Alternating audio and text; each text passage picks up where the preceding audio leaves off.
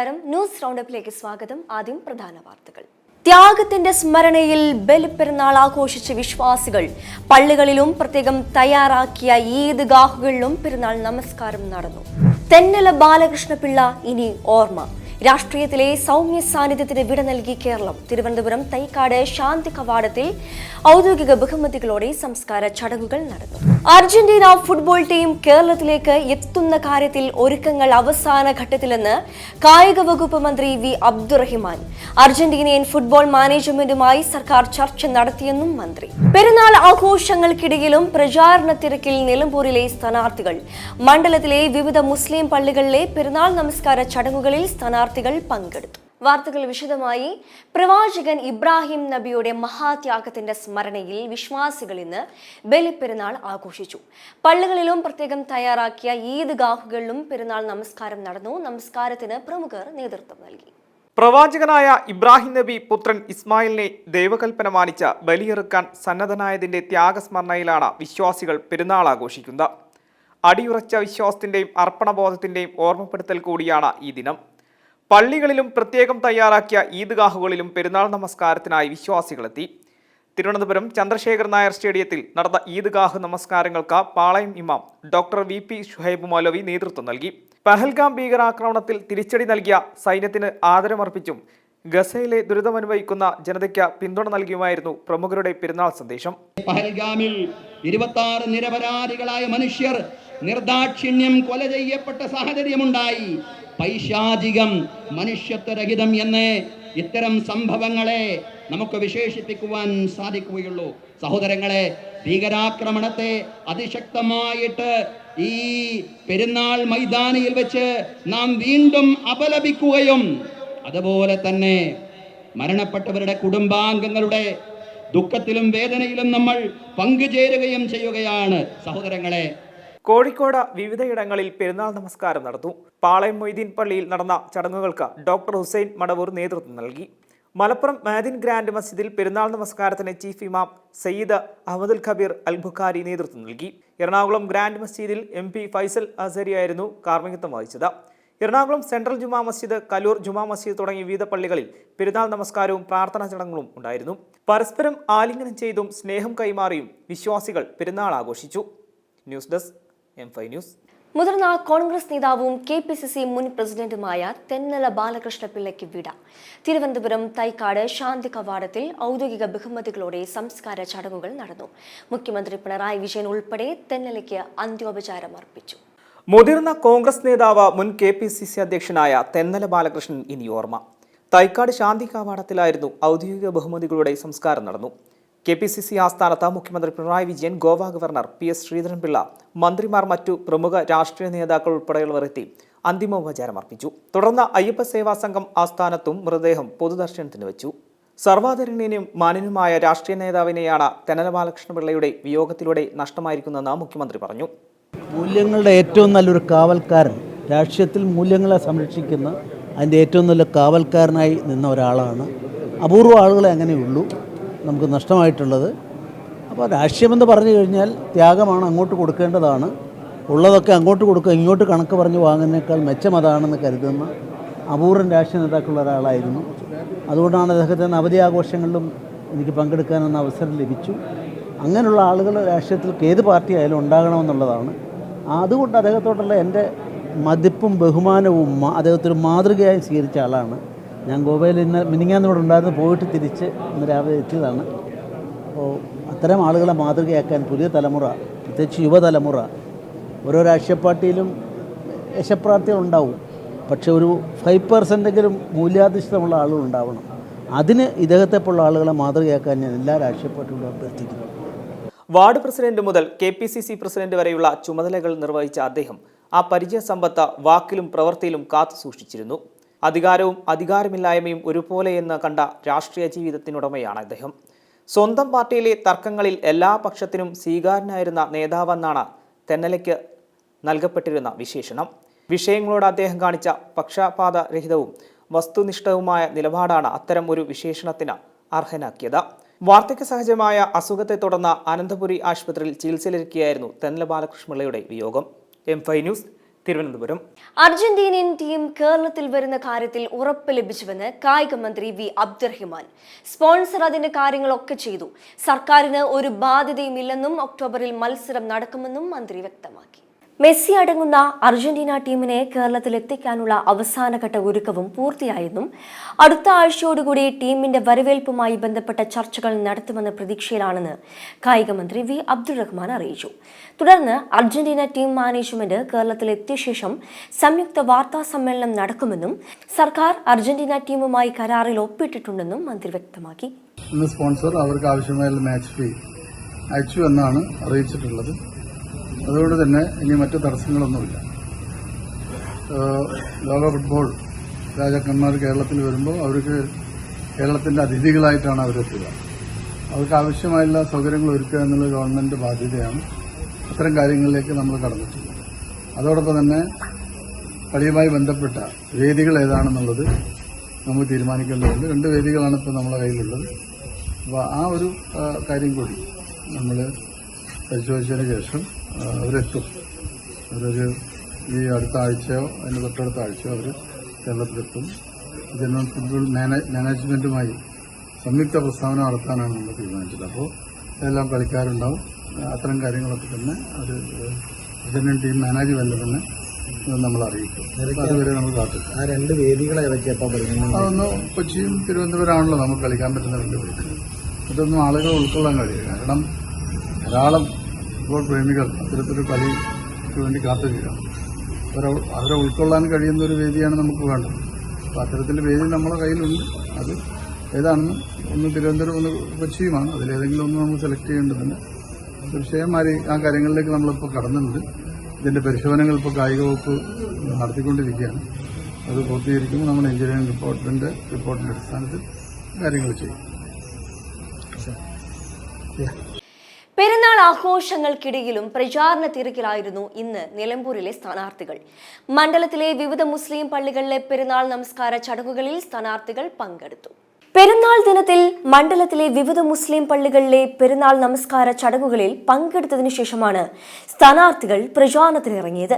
UDF സ്ഥാനാർത്ഥി ആര്യാടൻ ഷൗക്കത്തിന് ഇന്ന് മറ്റു പൊതുപര്യടന പരിപാടികളൊന്നും ഉണ്ടായില്ല. വിവിധ പള്ളികൾ സന്ദർശിക്കുന്ന LDF സ്ഥാനാർത്ഥി M സ്വരാജ് വീടിന് പരിസരത്തുള്ള വീടുകളിലെ പെരുന്നാൾ ആഘോഷങ്ങളിൽ പങ്കാളിയായി. BJP സ്ഥാനാർത്ഥി മോഹൻ ജോർജ് പോത്തുകല്ല് പഞ്ചായത്തിലായിരുന്നു ഇന്ന് പര്യടനം നടത്തിയത്. സ്വതന്ത്ര സ്ഥാനാർത്ഥി PV അൻവർ ആകട്ടെ എടക്കരയിൽ നടക്കുന്ന ഈദ്ഗാഹിൽ പങ്കെടുത്തു. M5 news Malappuram. ഉപതെരഞ്ഞെടുപ്പിലെ സ്വതന്ത്ര സ്ഥാനാർത്ഥി PV അൻവർ യൂദാസ് എന്ന് CPM സംസ്ഥാന സെക്രട്ടറി MV ഗോവിന്ദൻ. UDFിലേക്ക് പോകാനാണ് അൻവർ ഇടതുമുന്നണിയെ ഒറ്റിയത്. യൂദാസുമാർക്ക് എന്ത് സംഭവിക്കുമെന്ന് പറയേണ്ടതില്ല. യൂദാസുമാരായ എല്ലാവരുടെയും അവസാനം ഒരുപോലെയാണെന്നും MV ഗോവിന്ദൻ പറഞ്ഞു. ഇടതുമുന്നണി സർക്കാരിന്റെ 3ാം ടൈമിലേക്കുള്ള നാഴികക്കല്ലാവും നിലമ്പൂർ ഉപതെരഞ്ഞെടുപ്പെന്നും MV ഗോവിന്ദൻ കൂട്ടിച്ചേർത്തു. UDF സ്ഥാനാർത്ഥി ആര്യാടൻ ഷൗക്കത്ത് പെരുന്നാൾ ദിനത്തിൽ അമരമ്പലം പഞ്ചായത്തിലെ പാട്ടക്കരിമ്പ് ഉന്നതിയിലായിരുന്നു. രാവിലെ വളവിലെ പള്ളിയിലെ പെരുന്നാൾ നമസ്കാരവും മുക്കട്ട വലിയ പള്ളിയിൽ പിതാവ് ആര്യാടൻ മുഹമ്മദിന്റെ ഖബറിലെ പ്രാർത്ഥനയ്ക്കും ശേഷം ചന്തക്കുന്ന് അൽമനാർ പള്ളിയിലും നിലമ്പൂർ ഈദ്ഗാഹിലുമെത്തി നാട്ടുകാരോട് സൗഹൃദം പങ്കുവെച്ച് ഈദ് ആശംസകൾ കൈമാറി. പിന്നീട് പെരുന്നാൾ ദിനത്തിലെ ഉച്ചഭക്ഷണം അമരമ്പലം പഞ്ചായത്തിലെ പാട്ടക്കരിമ്പ് ഉന്നതിയിലായിരുന്നു. ങ്ങളിലൊക്കെ നമുക്ക് ഒരുമിച്ച് നിന്ന് നമുക്ക് കുറെ കാര്യങ്ങൾ ചെയ്യാൻ സാധിച്ചിട്ടുണ്ട്. അതുകൊണ്ട് നമുക്ക് ഒരുമിച്ച് നിന്ന് ഇനിയും നമുക്ക് നല്ലൊരു നിലമ്പൂരിന് വേണ്ടി ഈ പാട്ടക്കരിമ്പ് ഊരിലെ ഈ സങ്കേതത്തിലെ ഇതിന്റെ പുരോഗതിക്ക് വേണ്ടി ഇനിയും നമുക്ക് ഒരുമിച്ച് നിൽക്കാൻ ഞങ്ങളുണ്ടാവും കൂടെ.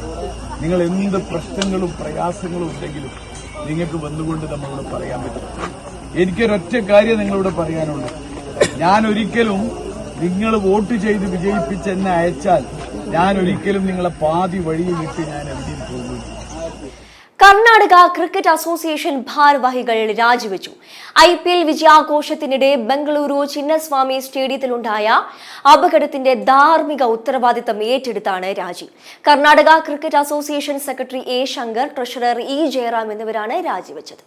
അപകടത്തിൽ വിരാട് കോഹ്ലിയെ പ്രതി ചേർക്കണമെന്നാവശ്യപ്പെട്ട് സാമൂഹിക പ്രവർത്തകൻ HM വെങ്കടേഷ് പരാതി നൽകി. പരിപാടി നടത്തിപ്പിൽ തങ്ങളുടെ റോൾ വളരെ ചെറുത് എന്ന് രാജിക്കത്തിൽ പറയുന്നു. സാമൂഹ്യ പ്രവർത്തകൻ HM വെങ്കടേഷ് നൽകിയ പരാതിയിൽ പോലീസ് FIR ഇട്ടിട്ടില്ല. അതേസമയം RCBയുടെ വൈസ് പ്രസിഡന്റ് ഉൾപ്പെടെ ഒളിവിൽ എന്ന വിവരം. സർക്കാരിനെതിരെ പ്രത്യക്ഷ പ്രതിഷേധത്തിലേക്ക് നീങ്ങാനാണ് BJPയുടെ തീരുമാനം. സ്റ്റേഡിയത്തിലുണ്ടായ ദുരന്തത്തിൽ RCB മാർക്കറ്റിംഗ് മേധാവി നിഖിൽ സോസലെ ഉൾപ്പെടെ 4 പേർ അറസ്റ്റിലായിരുന്നു. M5 news, Bengaluru. രാജ്യത്ത് കോവിഡ് കേസുകളിൽ വർധന. രാജ്യത്ത് 5755 പേർക്ക് കോവിഡ് സ്ഥിരീകരിച്ചു. 24 മണിക്കൂറിൽ 4 പേർ മരിച്ചു. കേരളത്തിലും മധ്യപ്രദേശിലും തമിഴ്നാട്ടിലും മഹാരാഷ്ട്രയിലുമാണ് മരണം റിപ്പോർട്ട് ചെയ്തത്. കേരളത്തിൽ കോവിഡ് കേസുകൾ 2000-ലേക്ക് കടക്കുന്നു. 59 വയസ്സുള്ള ആളാണ് സംസ്ഥാനത്ത് കോവിഡ് ബാധിച്ച് മരിച്ചത്. നിലവിൽ 1806 പേർക്കാണ് ആക്റ്റീവ് കേസുകൾ റിപ്പോർട്ട് ചെയ്യുന്നത്. ഒറ്റ ദിവസം 127 പേരുടെ വർധനയാണ് റിപ്പോർട്ട് ചെയ്യുന്നത്. വർദ്ധിച്ചു വരുന്ന കേസുകൾ കണക്കിലെടുത്ത് ആശുപത്രി തയ്യാറെടുപ്പുകൾ പരിശോധിക്കുന്നതിനായി കേന്ദ്രം മോക്ക് ഡ്രില്ലുകൾ നടത്തി. കഴിഞ്ഞ 24 മണിക്കൂറിനുള്ളിൽ പശ്ചിമബംഗാളിൽ 58 പുതിയ കോവിഡ് കേസുകളും 91 രോഗമുക്തിയും റിപ്പോർട്ട് ചെയ്തു. News desk, M5 news. തമിഴ്നാട്ടിലെ വാഹനാപകടത്തിൽ മരിച്ച നടൻ ഷൈൻ ടോം ചാക്കോയുടെ പിതാവ് CP ചാക്കോയുടെ സംസ്കാരം തിങ്കളാഴ്ച.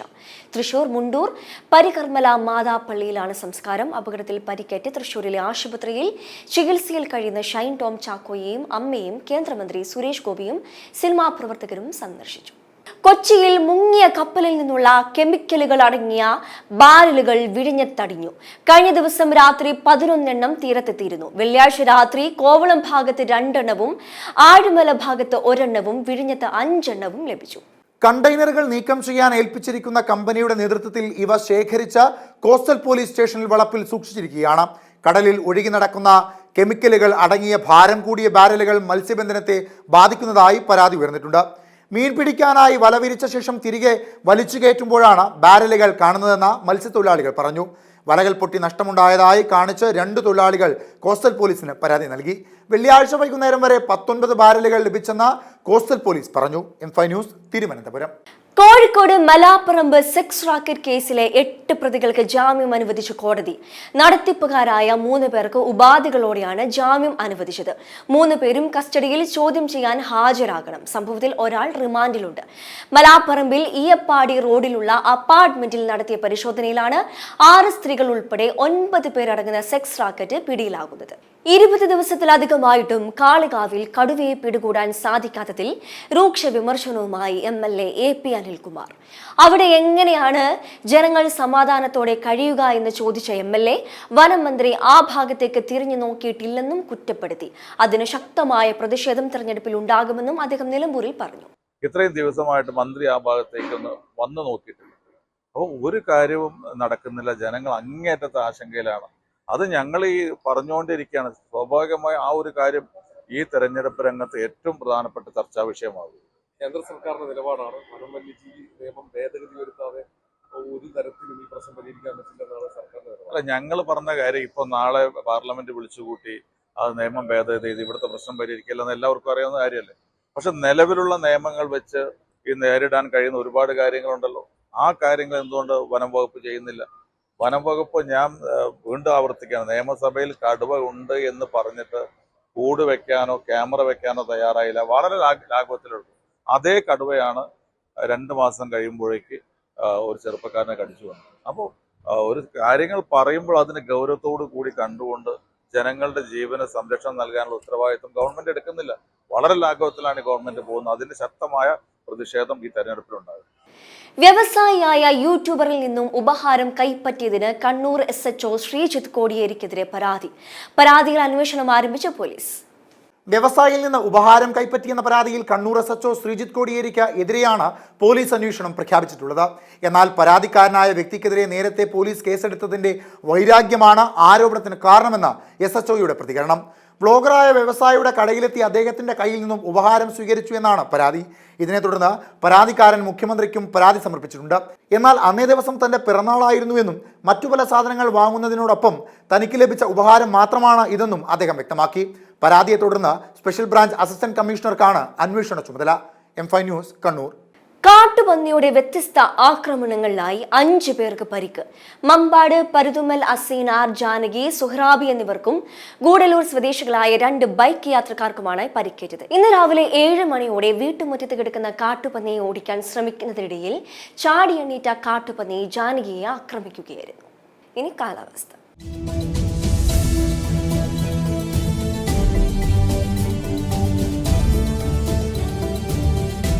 സംസ്ഥാനത്ത് വീണ്ടും മഴ ശക്തമാകുന്നു. ചൊവ്വാഴ്ച മുതൽ മഴ കനക്കുമെന്നാണ് കേന്ദ്ര കാലാവസ്ഥാ വകുപ്പിന്റെ പ്രവചനം. ശക്തമായ മഴ കണക്കിലെടുത്ത് വിവിധ ജില്ലകളിൽ യെല്ലോ അലേർട്ട് പ്രഖ്യാപിച്ചു. ചൊവ്വാഴ്ച പത്തനംതിട്ട, ആലപ്പുഴ, കോട്ടയം, എറണാകുളം ജില്ലകളിലാണ് മഴ മുന്നറിയിപ്പ്. ബുധനാഴ്ച ആലപ്പുഴ, എറണാകുളം, തൃശൂർ, കോഴിക്കോട് ജില്ലകളിൽ ശക്തമായ മഴ കണക്കിലെടുത്ത് യെല്ലോ അലേർട്ട് പ്രഖ്യാപിച്ചു. എന്റർടൈൻമെന്റ്.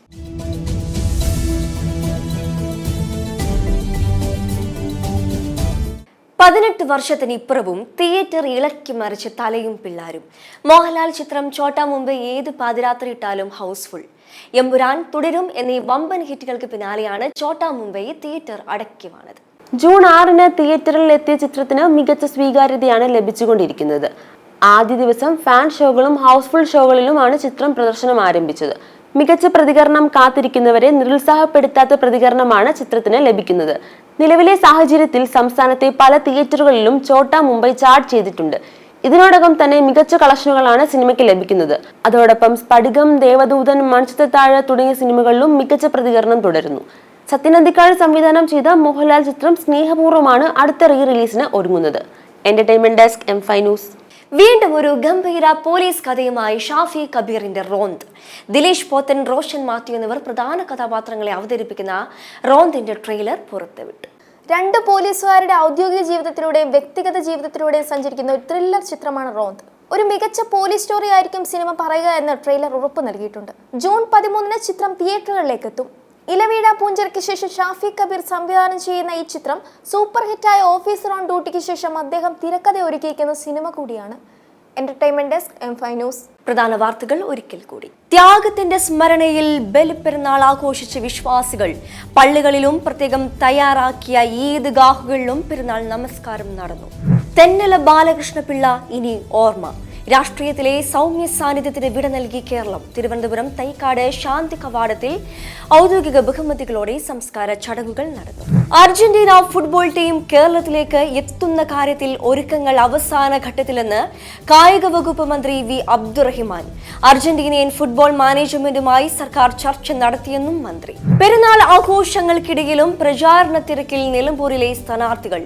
മണ്ഡലത്തിലെ വിവിധ മുസ്ലിം പള്ളികളിലെ പെരുന്നാൾ നമസ്കാര ചടങ്ങുകളിൽ സ്ഥാനാർത്ഥികൾ പങ്കെടുത്തു. ഇതോടെ ന്യൂസ് റൗണ്ട് പൂർണ്ണമാകുന്നു. നമസ്കാരം.